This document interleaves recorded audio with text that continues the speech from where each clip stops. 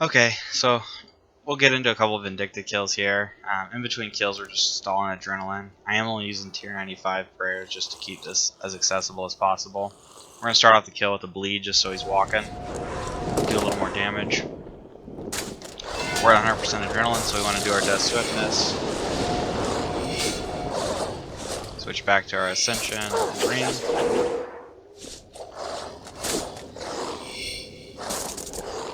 I will walk him every time I tag him with the bleed just to do the more damage. Get our snapshot off as soon as possible. Looks like we only have a couple seconds left for our cooldown before our next one's going to be up. Always want to get 2 snapshots off in your Death Swiftness. Rapid fire here, this should do a lot of damage.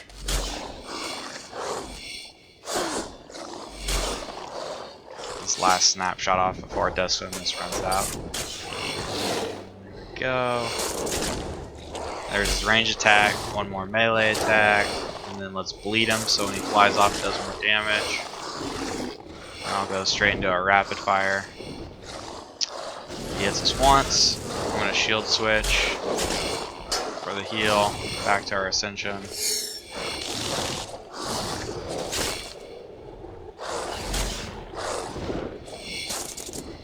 Yeah, this last little part here was slow, but we're still going to be under a minute 30.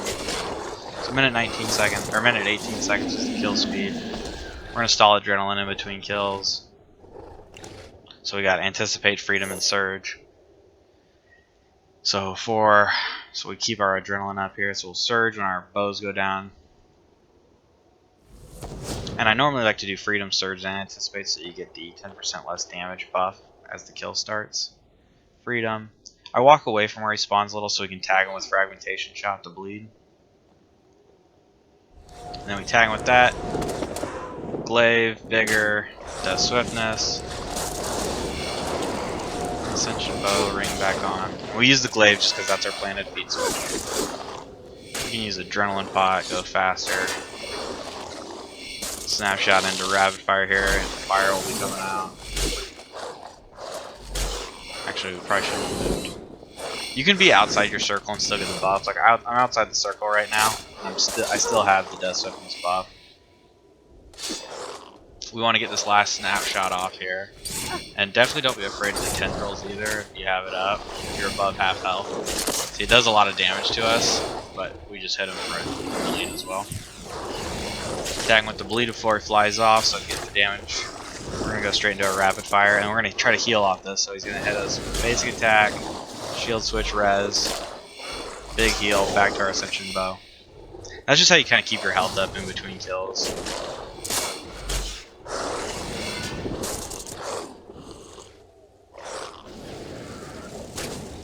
Pretty easy. That was good. We ended with 98% adrenaline as well. So we can use Freedom here. And then Surge. And then once the fight's about to start, and the last little thing to start adrenaline, we'll use Anticipate. Because that gives you 10% less damage. Or, he does 10% less damage, sorry. So we'll start it off with a bleed again. Into our Death Swiftness rotation.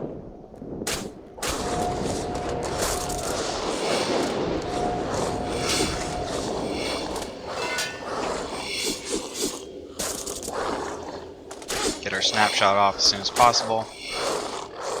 Fire's probably getting ready to come out. Tag him with the bleed since we'll be moving here in a sec. We're still in our Death Swiftness. Let's get a rapid fire into a tendril off. This will be big damage. And then our last snapshot here. A couple seconds left in our Death Swiftness. Tag him with our bleed as he's going to fly off here. Get out of the fires. We're going to go rapid fire into a heal. Maybe I kind of hit it late there. Oh, just a bad heal. Tag with the bleed.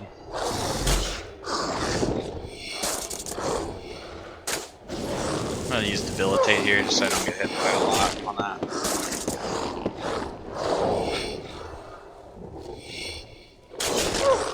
Man, I don't know why I can't hit anything right now.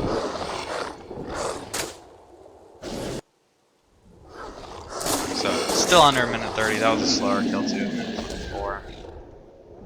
And so you kind of just repeat. So stall adrenaline in between kills. You always want to open up with that death swiftness. Always try to get 2 snapshots off in your death swiftness, and walk your fragmentation shot or walk your bleeds as much as possible. And that's really the key to any consistently quick Vindicta kills.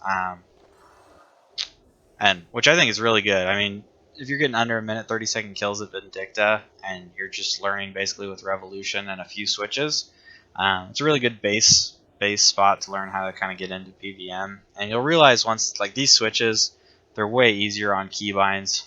Like, just as an example, you could right click and hit custom keybind for your shield and change your shield to 1, your res to 2, and your offhand to 3. So basically your shield switch would be like, he hits you with your melee, you click 1, 2, and it instantly pulls your res out. And as soon as he hits you, you click 3 back to your bow. Like, that's just an example of where it would be. It's not what I would use. But it kind of gives you familiarizes you with the abilities and just makes it easier for you once you kind of see what they're used for. It's a good starting spot, and you'll make really good money as long as you're getting fairly quick kills, which ruby bolts help a ton. That's why I kind of like range for learning. But thanks for watching, guys.